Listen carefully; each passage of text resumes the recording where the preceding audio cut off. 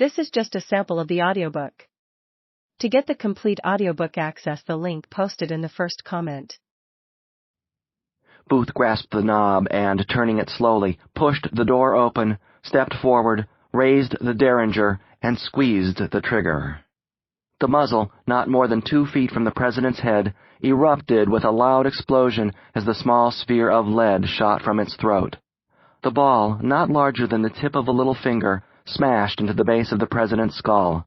It passed diagonally from left to right, plowing through the gelatinous substance of the president's brain before lodging behind his right eye. The concussive force fractured the orbital socket. The numbing effect was instantaneous. The president's body went limp as he slumped in the rocker, his head dropping forward with his chin pressed against his chest. After a few seconds, the laughter fell away. Harry Hawk instinctively looked up at the box. A small puff of bluish smoke floated over the balustrade and hovered in midair over the stage. A shrill scream coming from inside the box startled the audience. A loud thump, another scream, and the body of a man swinging his legs over the flag-draped balustrade fell onto the stage. In sliding over the balustrade, Booth's spur became entangled in one of the flags, causing him to land off balance on the hard stage below. The awkward fall resulted in his breaking the small bone of his left leg a few inches above the ankle. Landing in a crouch, Booth quickly rose, turned toward the stunned audience, and thrust both of his arms into the air. The consummate thespian, Booth yelled to the audience, "Sic semper tyrannis!"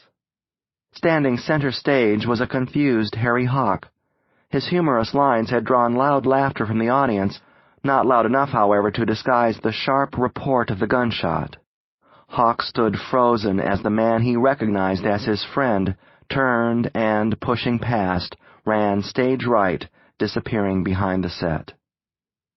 Booth lunged toward the rear door, bumping into another figure standing in his path. Slashing with his knife, he pushed the figure aside. The door swung open before him, and he rushed through it.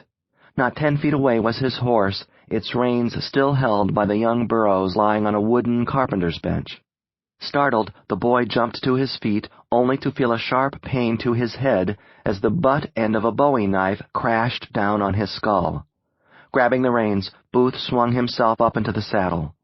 Young Peanuts Burroughs crouched on the ground, clutching his head in pain.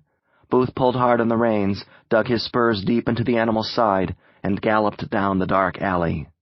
He turned his horse to the left and, passing through an open gate, galloped up the narrow alleyway, emerging onto F Street. He turned to his right and headed east for the Navy Yard Bridge and Maryland. The deed was done. The tyrant was killed. Abraham Lincoln could burn in hell. Sic semper tyrannis.